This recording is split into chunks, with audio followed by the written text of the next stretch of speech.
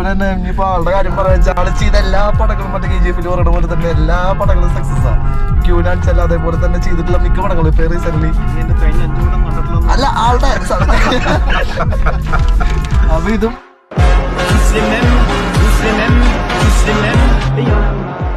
പോയിരിക്കുന്ന ബ്ലഡ് വരെ പതിയെ ഹെഡിലേക്ക് ഇപ്പൊ കാല് മുറിച്ച കാലിൽ രക്തം ഉണ്ടാവില്ലേ?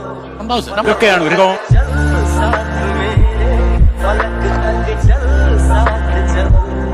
എന്തുകൊണ്ടായിരിക്കും നമ്മുടെ ലാലേട്ടനെ നജീബായിട്ട് പരിഗണിക്കാതിരുന്നത് ബ്ലസി സർ? വലിയ കാര്യം, അത് ആവശ്യമില്ലാത്ത കാര്യം ചോദിക്കണ്ട. ഞാൻ മര്യാദയ്ക്ക് ജീവിച്ചോളൂ. ഏറ്റവും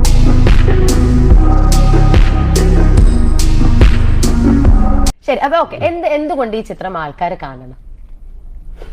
അല്ല, ചിത്രത്തിനെ പറ്റി മാത്രം ചേട്ടൻ പറയാൻ ചോദിക്കുമ്പോൾ ഞാൻ ആദ്യം തന്നെ പറഞ്ഞത് അതൊക്കെയാണ്. ഇത് ഈ ഉത്തരവൊക്കെ എനിക്ക് ഇഷ്ടമല്ല. എങ്ങനെ പടം കാണണം? കണ്ണുകൊണ്ട് കാണണം, അല്ലാതെ എന്ത്. സാറിന്റെ സിനിമയിൽ സാറിന്റെ എല്ലാ സിനിമയും വിജയിച്ചിട്ടില്ലല്ലോ, കുറെ സിനിമകൾ പരാജയപ്പെട്ടു. അതിലെ നായകനും കോപ്രായം കളിച്ചുകൊണ്ടാണ് പടം പൊട്ടിയത്.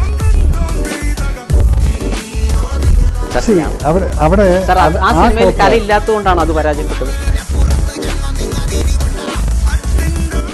അതിൽ സാർ ആത്മാർത്ഥ കാണിക്കത്തോണ്ടായിരുന്നു ആ സിനിമ പരാജയപ്പെട്ടത്. എന്റെ സിനിമ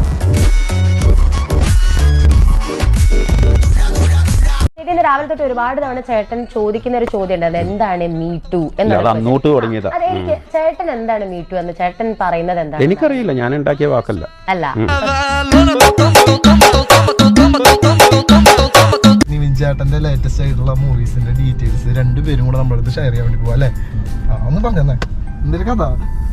മലയാളി ഫ്രം ഇന്ത്യ കഥ ഞാൻ ഇപ്പൊ പറയടാ. തിയേറ്ററിൽ പോയിട്ട് ആൾക്കാർ കഥ